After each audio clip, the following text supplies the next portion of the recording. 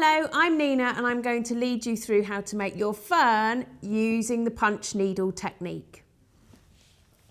The tools we're going to need for this are an embroidery hoop, a piece of backing fabric, some wool or yarn, a needle punch needle and its threader and some scissors. So the first thing to do is to transfer your fern design onto your backing fabric, and we're going to secure that in the hoop. So we're going to unscrew the hoop. The outer ring will come off. The inner ring is where we're going to lay our pattern fabric over and then drop the outer ring onto there. If you're happy with its position, you can just screw that back together nice and tight. So to transfer your design onto your backing fabric, the best thing to do is to use a felt tip pen and have your transfer on the other side, hold it all up to a window and draw your design on, or you could cut out the template and then draw around it onto your fabric. So the next thing to do is take some of your yarn and our punch needle and the threader. So there's an eye in the tip of the punch needle there, and the yarn is going to come down through the handle. So we take the threader and we're going to put it through the eye, and then it's going to go up through the shaft and it's come out at this end here. And that's where we add the yarn through, and that's coming all the way down the shaft and then out through the hole in the needle. So we want to not waste any yarn, so we're going to bring this right back until we've just got a few centimetres on the end there. So when you're using a punch needle, you always want to have the yarn flowing over the back of your hand. So the first thing to do is to place the needle into the fabric. You'll see on this fabric there are little holes, so you can just work your way into one of those holes. So I've gone down through and it's right up to the handle shaft there. I've got the end coming out there, and what I'm going to do is I'm going to pull that through to the back, that little end. And then again, you can adjust your yarn so that you're not wasting too much. So this is the back, and the side that you're working on with your template is your front. So next, what we're going to do to create the stitches, we're going to move forward sort of 3 or 4 of those holes, and we're going to go back down through. Back up 3 or 4 holes more and back down through. And what you'll start to see is we've got a chain coming of our stitches.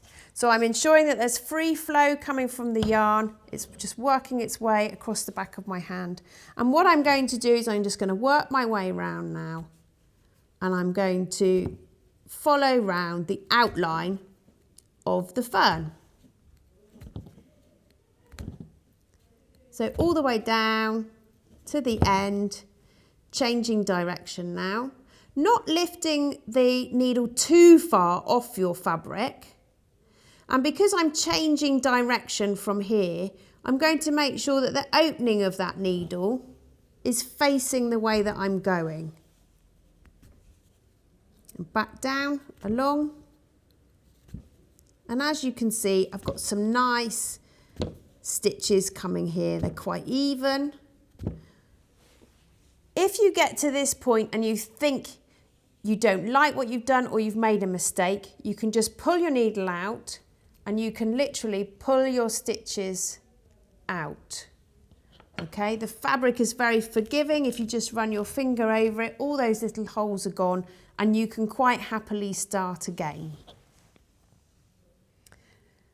So we just get the needle point back down to the fabric, nice tension with the yarn, and we're working our way along.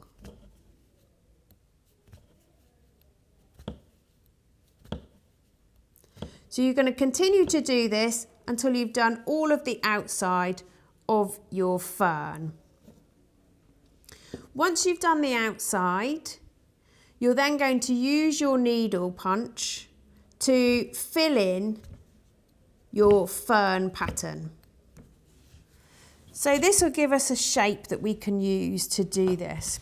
And what we're going to do is we're going to step inside of our shape and we're going to work our way around on the inside and we're going to just spiral into the centre. So we're going to keep stitching.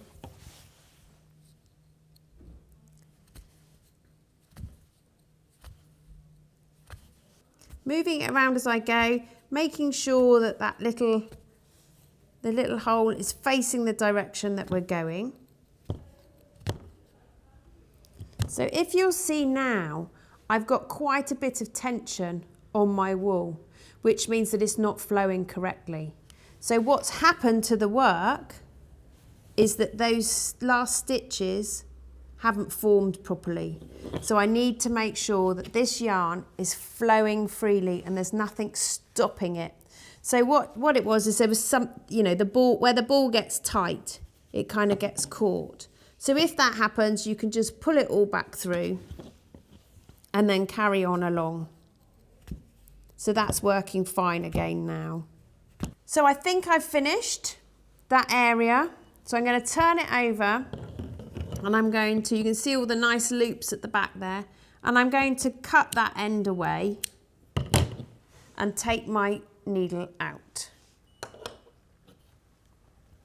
Now what I will need to do is to check this area, to check that there aren't any gaps, because what you don't want to do is have your finished design and then all of a sudden you go, oh no, I missed a bit.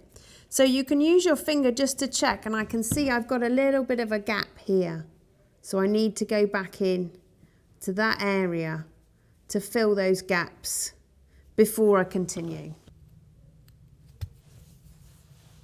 So that's that area complete. Now you can continue to punch needle the rest of your design. So now you've finished your fern design, we need to think about what we're going to do in the background. So I've got a natural colour wool that I'm going to use to fill in that background, and then we'll finish off.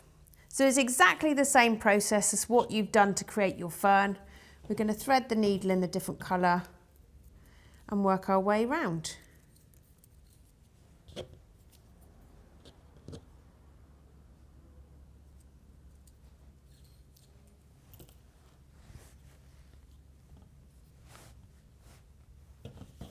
So we've got our background colour and we're just going to punch needle as we have been for the fern. I'm going to work my way round the circle for the background.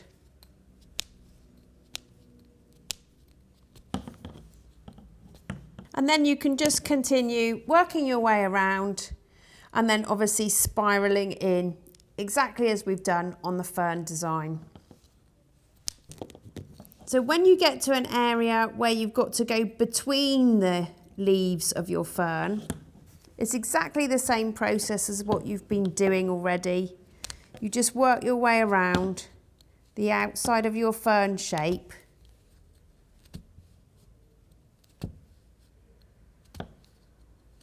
And then you can almost create smaller areas and fill those in exactly the same way as you did your leaves. So now you've got your finished fern design with your background, and I hope you're very pleased with yourselves. So this is obviously the front, this is our finished design, and from the back you might have ends coming out and extra big loops or anything like that. So you can just use your fabric scissors to cut those off. That'll just take out some of the bulk of the piece. And I haven't put any glue or anything on the back there. It's all held in because the weave of the fabric is now full of those little punches of wool that we've put through. So just thinking about how you might like to finish your work, what I'm going to do is cut around the piece. So I'm leaving a border of probably about 3 or 4 centimetres there, all the way around. So just use your fabric scissors, cutting all the way around.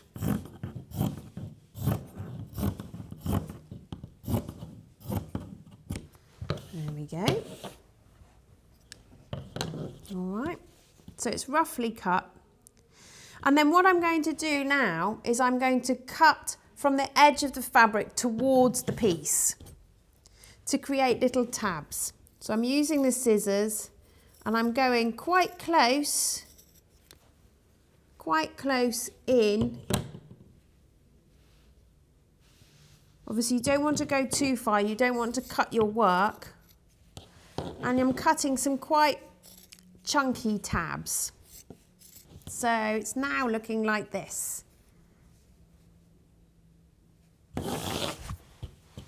And what we're going to do is we're going to bring those tabs in and glue them down. I'm going to use a glue gun to do this, but if you haven't got a glue gun, you can use PVA glue. Okay, so I've got my hot glue gun and I'm just going to spread some of the glue around there like that. And what I want to do is pull this fabric back so that you just see your first row of stitches. So really you don't want any of the backing fabric coming through on your final design. Okay. So we're just pressing those down in place. Be very careful because of the hot glue. But as you can see, I'm just going to work my way round the tabs like that. So now all those tabs are glued in at the back and you've got your finished fern.